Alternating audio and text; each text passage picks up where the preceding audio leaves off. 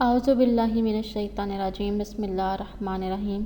شروع خدا کا نام لے کر جو بڑا ہی مہربان نہایت رحم کرنے والا ہے۔ السلام علیکم ورحمۃ اللہ وبرکاتہ۔ تمام سامعین کو ہمارے چینل کی طرف سے خوش آمدید۔ مجھے امید ہے کہ آپ سب لوگ خیریت سے ہوں گے۔ ناظرین، آج کا جو وظیفہ میں آپ لوگوں کی خدمت میں لے کر حاضر ہوئی ہوں وہ ہر کام میں سہولت اور درستی کے لیے ہے۔ دوستو، اب جب بھی کوئی کام شروع کریں تو وہ کام شروع کرنے سے پہلے بسم اللہ ضرور پڑھا کریں۔ اسے پڑھنے سے آپ کے کام میں برکت ہو جائے گی، آپ کا کام صحیح وقت پر آسانی سے مکمل ہو جائے گا۔ ہر کام کو شروع کرنے سے پہلے خدا کو ضرور یاد کر لیا کریں تاکہ اس کام میں اور برکت پیدا ہو جائے۔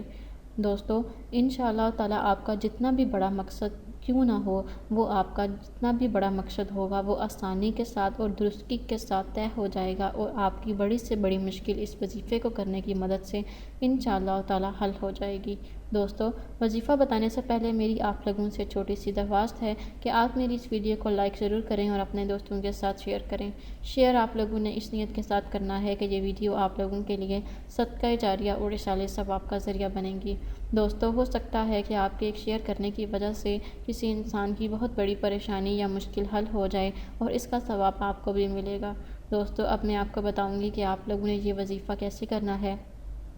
جو شخص چاہے کہ مشکل اس کی حل ہو جائے اور ہر کام سہولت سے انجام پائے اور کام درست طریقے پر پورا ہو اور درست وقت پر پورا ہو، تو وہ اسے چاہیے کہ وہ باوضو ہو کر اول و آخر 3 مرتبہ درود شریف پڑھے۔ درود شریف پڑھنے کے بعد 108 مرتبہ سورہ القاریہ پڑھے۔